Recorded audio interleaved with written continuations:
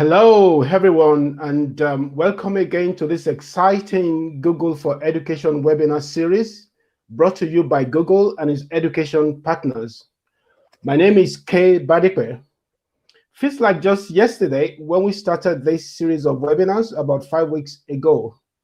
All past webinars are available on YouTube. The presenters in this series of webinars are fellow teachers, educators, and Google partners. The webinars are aimed at equipping educators and teachers with experiences and best practices in the use of Google education tools. For this week, the webinar is facilitated by the same partners as the last 4 weeks. We have Cloud EDU from South Africa, we have MKB Consulting from Nigeria, and Power IT from Kenya. In this session, you will learn how to reduce and streamline the workload of teachers using Google Forms for auto-marking. We will also explore classroom features like rubrics and the comment bank that empower teachers to provide effective feedback to students. Last year, let me tell you a funny story. Last year, I was at 2 schools in Nigeria that were completely locked down. And when I say locked down, I mean completely locked down because teachers were busy marking exam scripts. Now, those 2 schools have now been completely transformed using G Suite and Google Forms. You will hear their stories today in this webinar. At the end of the presentations, there will be questions. There will be time for questions. Please type your questions in the Q&A document. The link will be shared with you. Today, we have Rosemary representing Power IT from Kenya. Rosemary is a level 1 Google certified educator and a teacher of computer studies at Moi Forces Academy in Kenya. We also have Bode Daudu, who is a physics teacher and a mathematics teacher as well in a high school, and he's been teaching for a decade now. Bode is a Google Level 1 certified educator with over 2 years experience with G Suite for education. He has trained hundreds of educators in the best ways of incorporating G Suite for education in the daily tasks in the classroom. And of course, you will recognize Joseph from previous webinars. Joseph is an ICT teacher who is also Level 1 certified and has trained hundreds of educators in Nigeria in the use of Google G Suite for education. And our last presenter today is somebody you probably recognize from the very first webinar. His name is Marinos, who is also a lecturer. He's a lecturer in the Faculty of Education in the University in Western Cape Town. Marinos specializes in information technology and computer application technology. Marinos is a qualified Google Level 1 and Level 2 educator, and as well as a certified Google trainer. At present, he is busy completing his dissertation to obtain his master's in education. And lastly, today, we are going to have the Q&A session with Lisa from Cloud EDU. Lisa is the lady that you all know from previous webinars as well. Now I will hand over to Rosemary to show us how to create Google Forms for questions, quizzes, and feedback. Rosemary, over to you. Everyone, I'm so delighted to be here to share with you what I have. As you have been told, I'm Rosemary Onyancha from Moi Forces Academy. I'm a GEG co-leader, Nakuru. What I'm going to cover today is creating Google Forms for assessment and training feedback. Our content overview, ways of creating forms, add/edit different question types in Google Forms, edit form settings, add collaborators, send a Google form to users, view responses. My use of Google Forms in class. I have been using Google Forms for feedback from students, grading with Google Forms quizzes, using Google Forms to collect data, analyzing feedback using spreadsheet. A deadline to beat? Are you ready?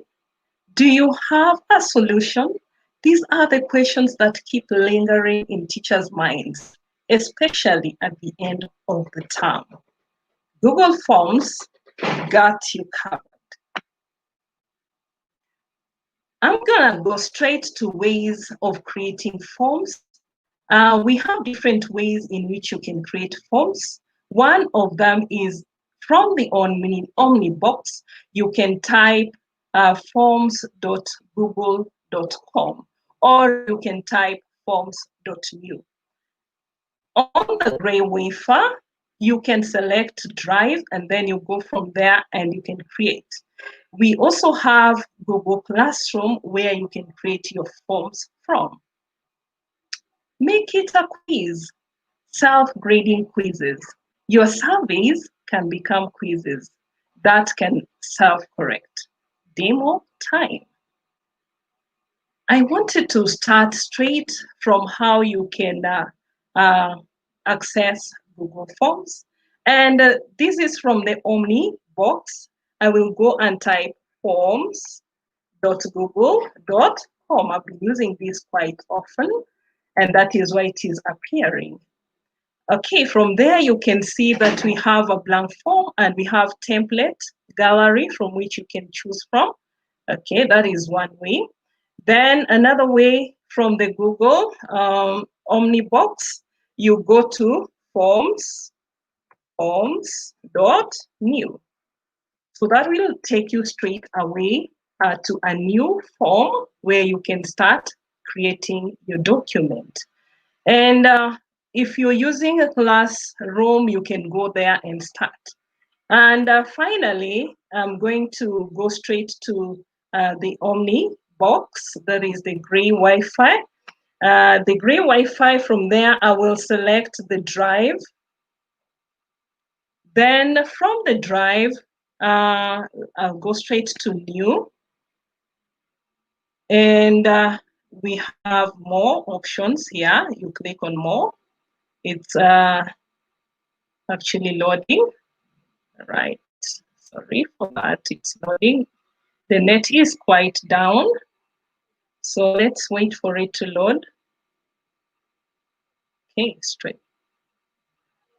All right, I will go to new. Let's give it some time to load.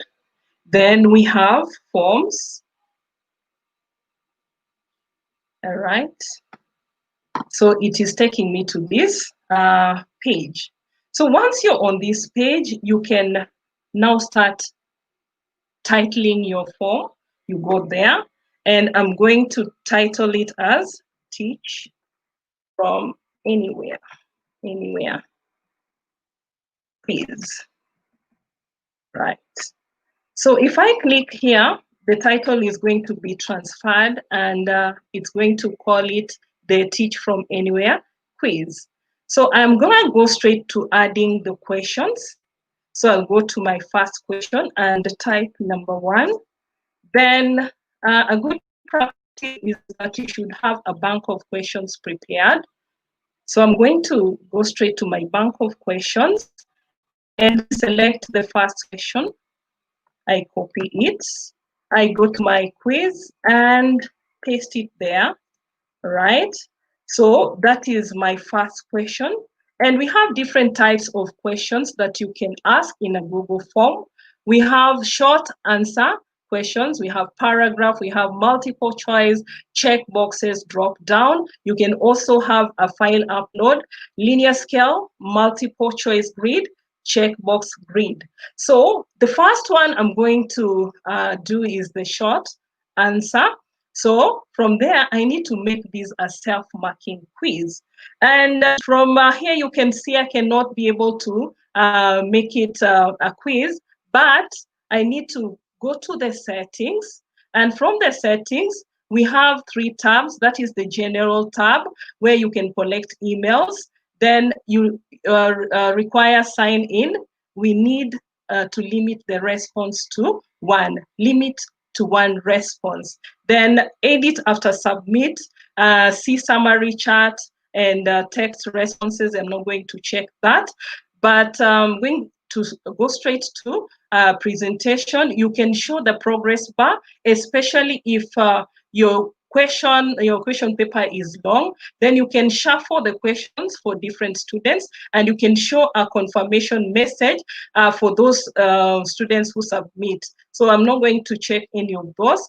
Then this is the most important. We have the quizzes. You need to make this a quiz. And you can see the quiz options appearing. We have release grades immediately after each submission. Yeah, that is the student is going to get the grade immediately. Then we have later after manual review. That one is when you want the students to type in paragraph answers. Then you can scroll down. We have respondents can see missed questions, correct answers, and point values. That is okay. Then you click on save.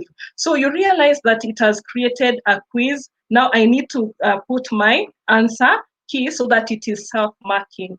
Okay. So once that is done, I will go to my bank of questions and get the answers.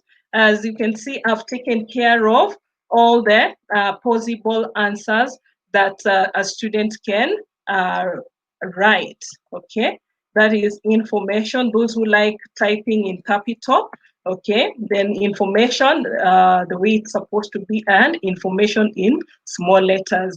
Now I'm going to go straight to a quiz that I have already created. That is how you can create a quiz and add one more answer. You have seen that we can have different types of questions. You can add even a picture. You can import questions. You can add a title. You can add an image. You can also add a video. So this is a quiz that I've already created. So I'm going to add one more question down here. All right.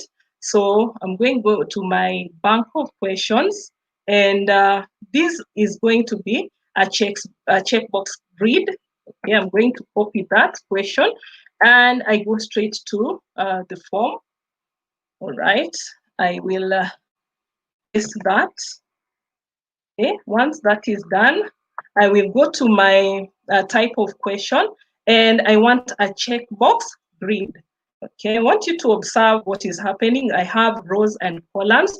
Rows are the ones that run horizontally. Columns are the ones that run vertically. So in the rows, I'm going to have the description of what I want the students to work on.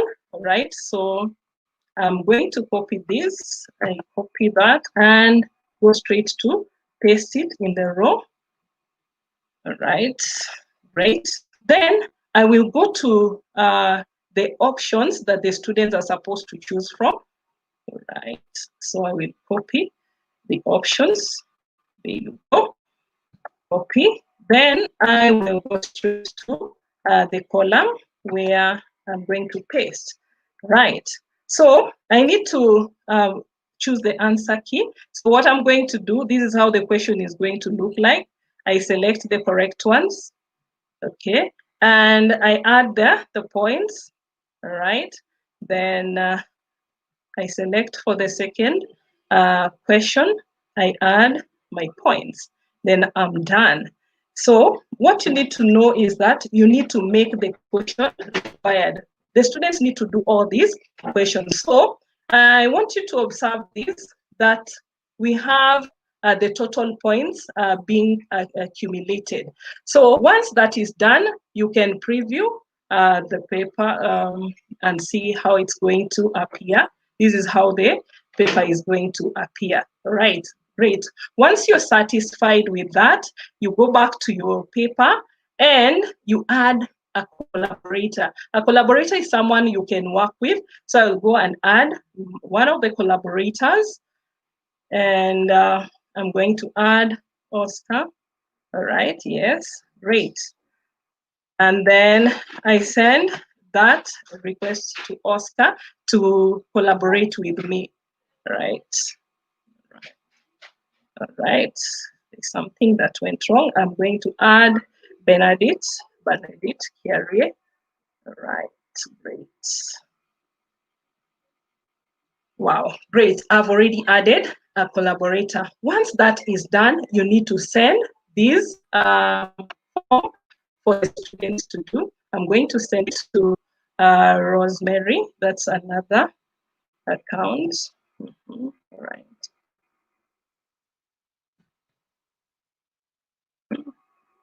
So once that is done, I will send it.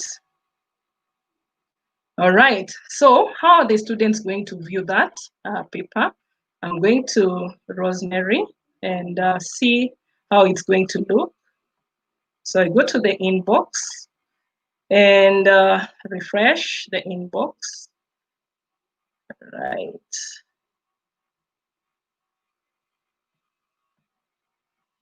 Great, great. I want to see whether I've been sent for that. All right. Go to all my emails. All right. So I'm going to my updates and see whether I've been sent for that. It's not there. All right, there it is. So what I'm going to do, I'm going to answer this. So you can see the student is going to receive a request to fill the form. So once that is done, I'll be able to fill the form. I fill in my first name, Rose, then a class, 3. Then I start answering. All right, I put that as an answer. Select an input device. Okay, great. So I go to the other question. Third generation. I mustn't get it right. So okay, I try that. Yes, I'll answer the question. So the students will answer the questions, and let's see what is going to happen once the student submits the question. Okay, great. Central processing unit. Okay, then right. So I add in my answers like that. And once the student is done, the student will submit. All right, let's see. Okay, I did not actually set something. So I'll go back to my forms and go to settings and go to the presentation. I said I want to limit it to 1 response. I should have unchecked this so that the student only does the question once. Okay, so I save that. So I go to the responses. I want to see how the student performed. Great. So that is how the student performed. And you can actually see these responses in a spreadsheet. So you click on the spreadsheet tab that is at the top right of the response.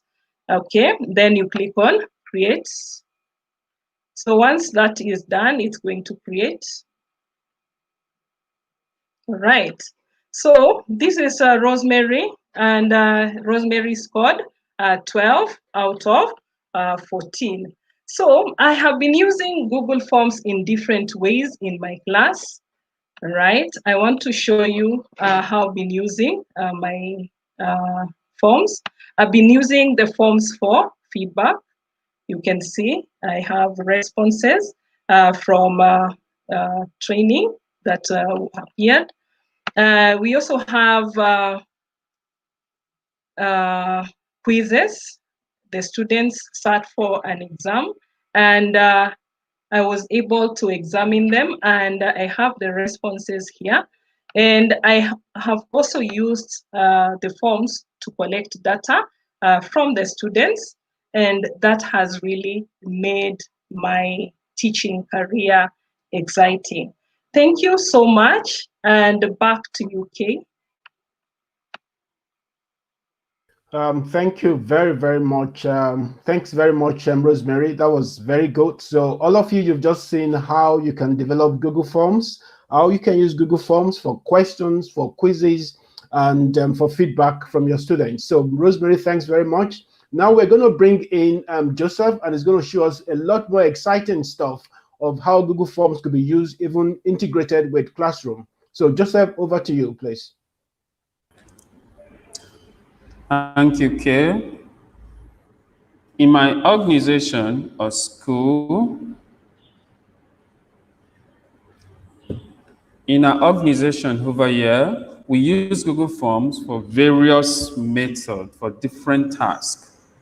We use forms to assess our students in form of pre-tests, review tests, as well as examinations. We also use Google Forms for entrance examinations for new intake, as well as staff recruitment, parent-student feedback. We also use Google Forms for all of these uses. Google Form for assessment. We use Google Forms to assess our students in form of pretest. We give the pretest to determine the knowledge level of our student before a topic is discussed in the classroom.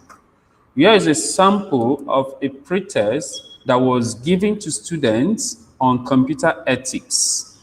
This pretest was given to students to take before the discussion of the topic in the class. And after taking it, the teacher had to look at the responses to see what the students know already about the topic.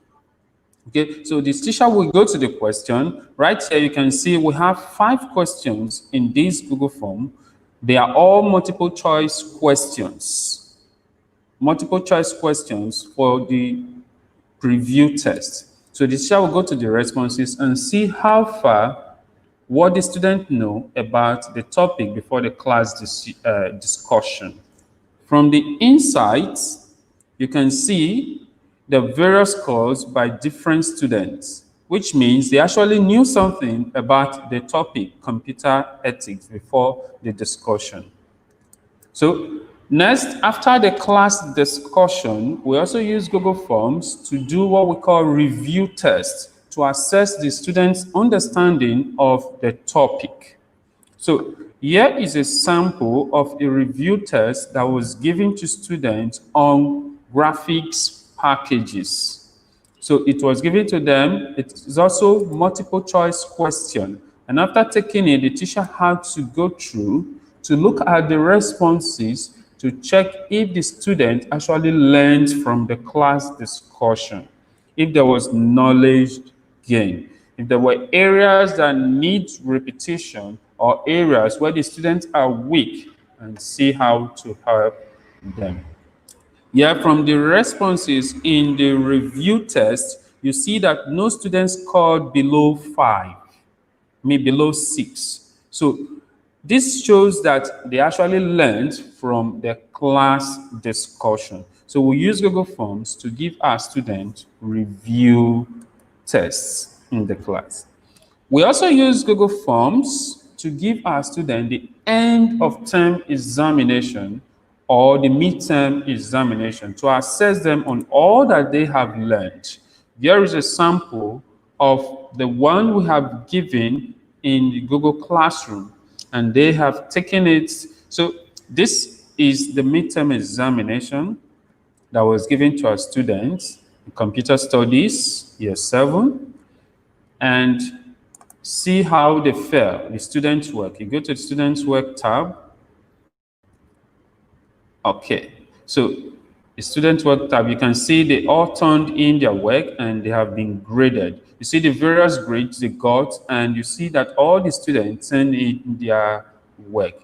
And actually, all our Google Forms are actually timed. We use the add-on called time limiter to limit how long the form will be available for the students to take their examinations or assessment. Next, our forms are self-marking forms. So when we make our form self-marking, immediately the students click submit. They see the scores they have for that particular test or examination, especially good for multiple choice questions. even short paragraph questions, we also use self-marking forms for all our review and pre-tests as well as examination forms. Now, to make your form a self-marking form, as we have seen from the previous presenter, you just go to the settings icon, then go to quizzes. Go to quizzes and release grade immediately after each submission. Make sure you take this option.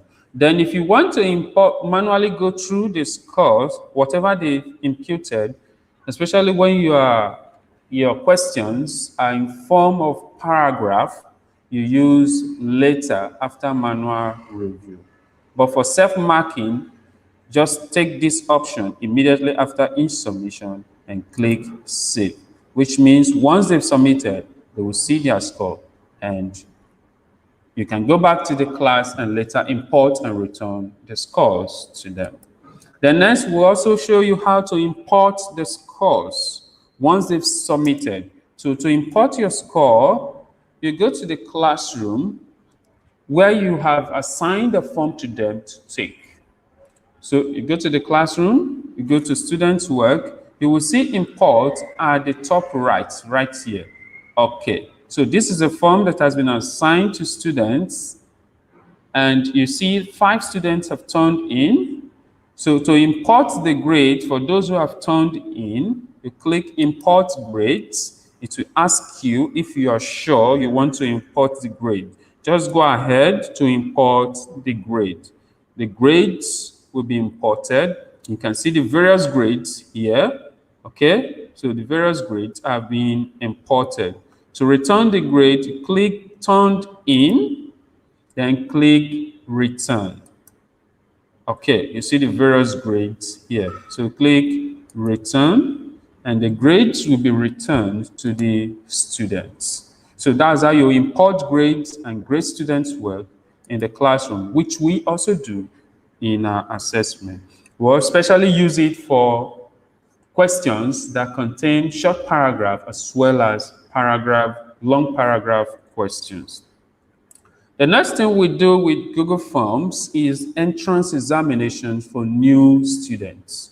So we've created a Google Classroom for entrance examination, as well as we've created a Google Form to collect the details of students who want to write this entrance examination. So once we've collected that detail, we create customized emails for them under our domain and invite them to the classroom. Once they've accepted the invite, the forms are released to them and they take their exam while in the classroom. These forms are also timed using form limiter. So with the form limiter, we determine how long the form will be available for the student to take the exam, and they should take the exam within that time period. Otherwise, they won't make it into the school. And as you can see from here, this is the insight from one of the examinations that they've taken in the entrance exams. We also use Google Forms for staff recruitment. We created a Google Classroom where all those candidates, staff members who will be coming in, we created customized emails for them, invited them to the classroom. After accepting the invite, we post the interview questions into the classroom using Google Forms. So they take the examinations there. And these Google Forms are also timed. Once the time elapses, it means the person is not qualified for the next stage of the interview. For those who are able to submit before that time, after grading, we'll determine if they qualify to the next stage of the interview. So we use Google Forms for our interview here. And lastly, we use Google Forms to get feedback from parents and students on how we are faring as a school. Okay, so we'll get feedback on our technology parts, we'll get feedback on our teaching activities, we'll also get feedback on the various aspects of the school. So this is one of the forms we use for feedback from parents. Okay, so we share it with parents through the social media handles as well as through their emails. So it contains different types of questions, multiple choice, linear scale questions, as well as other types of questions in the form. So we share this with them by clicking on the send button. We click on send, then get the link to this form. Click on the link. This is the long link. You shorten the link here, copy the shortened link, and share it with our parents through email as well as our various social media handles. So in these various ways, we've used Google Forms in our school, and it has made life easier for both administrators as well as teachers in our school. Google Form is actually a lifesaver for us. The form that we've used before, we can go back to it, tweak it a little, and reuse the same form again for the purpose for which we need it. Thank you very much. I'm handing you over back to Kay. Wow. Wow, that was really excellent, Joseph. Everyone who is online watching this, you can see how Google Forms could transform a lot of your activities in your school. I will quickly go through some of the things that Joseph has just highlighted or demo to us today. You can use Google Forms for pre-test and post-test, before a lesson and after the lesson to check the understanding of your students. You can import grades into the classroom. You can use it for entrance examinations. So in these days of COVID, the students don't have to come physically into your school for them to do entrance examinations. You can even use it for staff recruitment as well, and also to get feedback from parents and students as well. So that is really excellent. So that shows you how Google Forms could transform your activities within a school. So Joseph, thanks very much for that. So the next person now is going to be Marinos, and Marinos is going to show us some more exciting stuff using Google Forms. So Marinos, over to you. Good day, ladies and gentlemen. Thank you, Kay. I will be demonstrating how you as a teacher can use Google Classroom to simplify your assessment, marking, and feedback using 3 simple and awesome tools. Common Bank, Mode, a Chrome extension for voice feedback, creating a rubric and marking within the rubric that you have created. Firstly, let us unpack how you can create a comment in the student's document. First of all, when you open the student's work in a document, Google Classroom opens that specific document in suggest editing mode. What this means is that when you as a teacher are making comments, you are merely making a suggestion.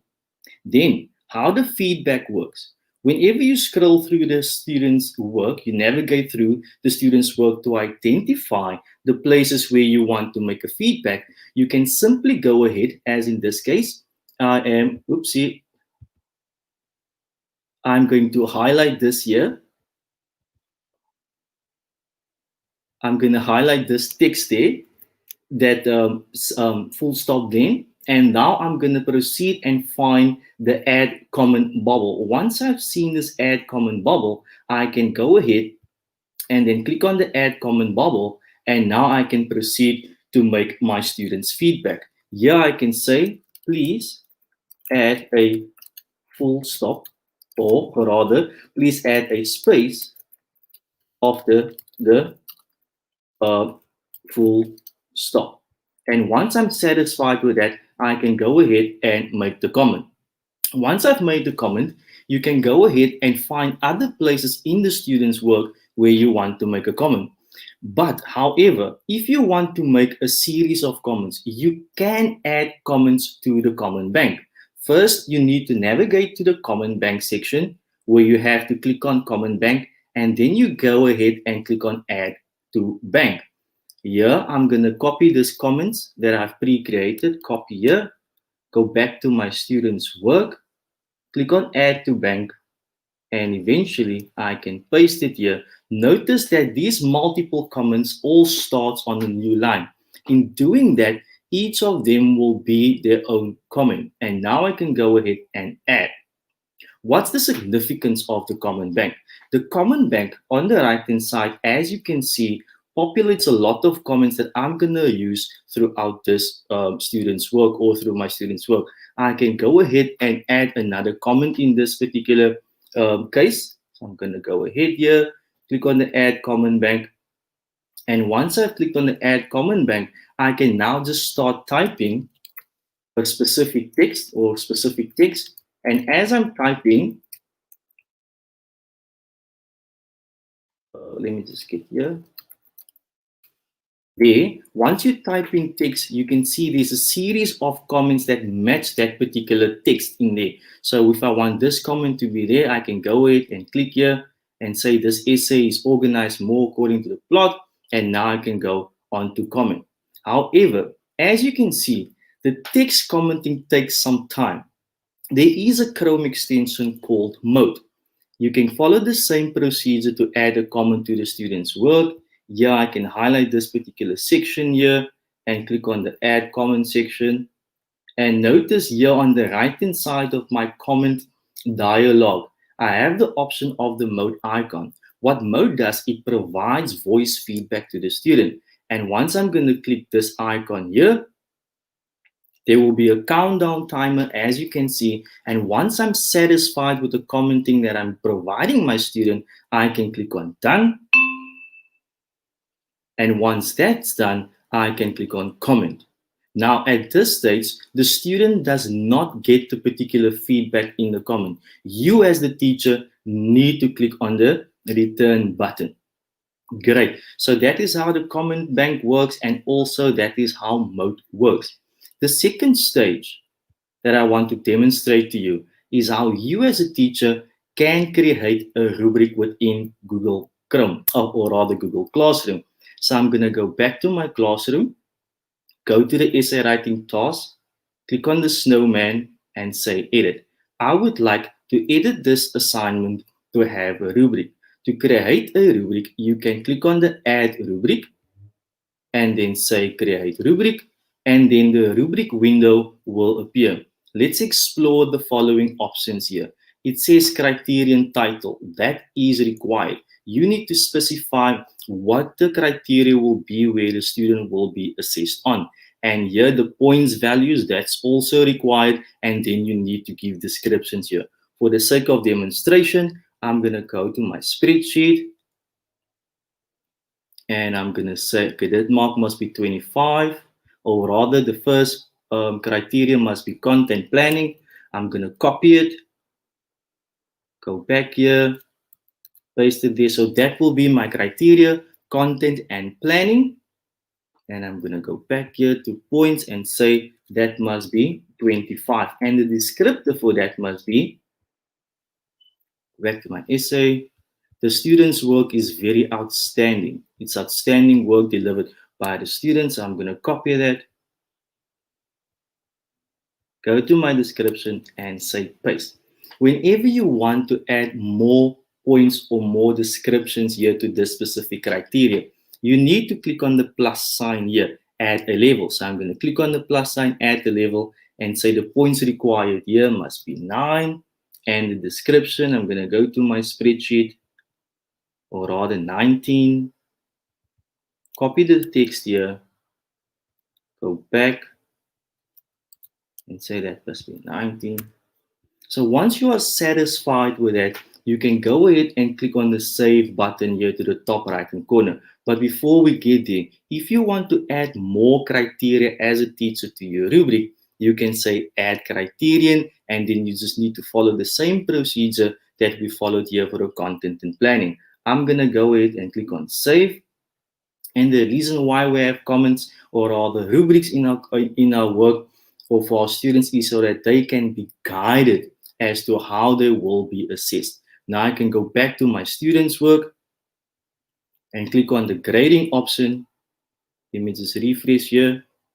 So this student will be exactly seeing how he or she will be graded in the rubric. As you can see to the right hand side, here is my rubric. When the student, or rather when you as the teacher clicks on this content and planning, Now I can go ahead and say this student's work on the AND colony was particularly outstanding. And as you can see, I've clicked on outstanding response to the topic, and then I can click on return. And now the student will get a mark out of 100. So whenever you post your assignments to Google Classroom using a rubric, the students will be exactly navigated and see how they can be marked or scored using the rubric. And that, ladies and gentlemen, is how you as a teacher can use those 3 awesome tools. The Common Bank for easy assessment and feedback and marking, as well as Mode to give voice feedback to your students, as well as the rubric. Thank you, ladies and gentlemen. Over to you, Kay. Thanks very much, Marinos. Thanks very much for that. So let me just summarize again what Marinos has just shown us, how you can simplify assessment in your school. You can use the Common Bank, that's number 1. Number 2, you can use the Mode Chrome extension for you to provide voice feedback for your students. And then you have rubrics as well that simplifies marking as well. So thanks very much, Marinos. And now, everyone, that's the end of the presentation for today. We're now going to go to Q&A, and I'm going to hand over to Lisa from Cloud EDU in South Africa, who is going to go through the Q&A questions. Lisa, over to you. Thank you so much, Kay. I think it was a very informative and great webinar today, and there are quite a few questions. So I'm going to start with a question from Kenya that the person asked, is it possible to annotate students' responses on a form? Rosemary, would you like to answer this one?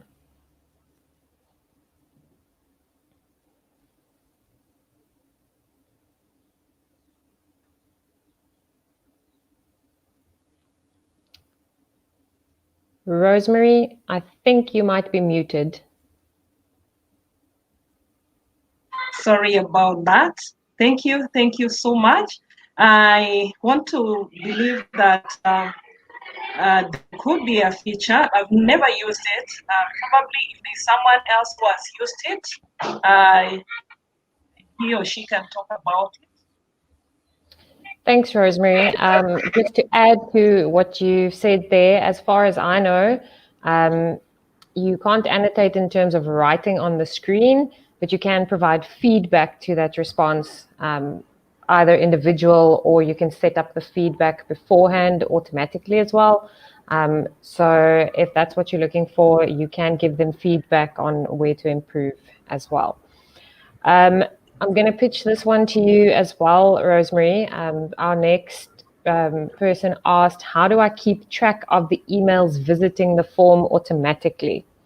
Okay, thank you. You go to the settings, and then you can collect the emails from there. Now, when you go to the spreadsheet, they'll keep streaming in as the students answer, or as you get feedback from training or something like that. There's a feature you can activate, that one of collecting emails. So every time a person answers or accesses the form, you are able to keep track of the emails. Awesome. Thank you for that. This one, Kay, I think I might pitch this one to you. As the person asked, is there a paid version for advanced features for the forms? Could you say that again, Lisa? I'm sorry, I didn't hear that. No, all good. This person asked, is there a paid version for advanced features for the forms?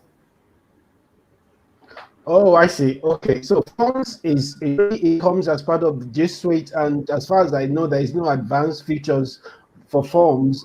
Forms are available to everyone, whether you are G Suite for education or enterprise, where you pay subscription. So there is no advanced features at all. But it's pretty good for so many things. Yeah, I absolutely agree. If you are looking for features that are not part of Google Forms that you want, then perhaps the suggestion would be to look at some of the add-ons, and some of them might be paid. The next question, Joseph, maybe you can answer this one. Our respondent asked, is there a way to maintain consistency for short or long sentence replies? I'm assuming this refers to the marking of them. Yes, you can do that. When you're setting the feedback, the correct options, you can give different versions of the correct answer or option. So some you start with capital letters, some you start with small letters, some you end with full stop. So just give different versions of the answer that is right in the short paragraph answers and put them in the correct answer section while giving feedback. So when a student enter any test, provided is the word, it picks it and grades it for the students automatically. Okay, fantastic. The last question that I think has been asked, I'm going to direct at Marinus. There's been more than one person that asked, how do you get to being a Google certified trainer? So we're going to cover more of this in our last webinar. So if you want to go and register for the rest of the webinars, please do so.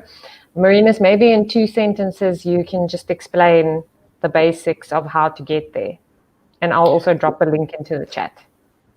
Thank you, Lisa. So basically, to become a Google certified trainer, you have to go through the processes. You need to obtain your level 1 certificate, level 1 educator, then level 2, and then only you apply for certification to become a Google certified educator. And there's for a Google certified trainer, there's also a process that involves around that. Thank you, Lisa. Thanks, Marinus. You can also, if you need some support, you can contact your local Google for Education partner, which of course is MKB Consulting in Nigeria, the Power IT guys in Kenya, and then Cloud Edu in South Africa. And our last question, Joseph, I'm going to pitch this one to you, as I think you mentioned it. If there is a list of add-ons or extensions that can be integrated with Google Forms, I can actually drop a link into the chat there as well. Joseph, Yes. maybe mention 2 of the best ones that you've used. Yes, there are different add-ons that you can actually get from the marketplace or the Google Play Store. So what you do, just click on the add-on on the form. At the top of the form, you have provision to add add-ons. You click on it, it takes you straight to where you have the different apps as add-ons. Pick any one of your choice. But you can preview the add-ons, see what they do first before you decide to pick it and use it. So you can also use Testify.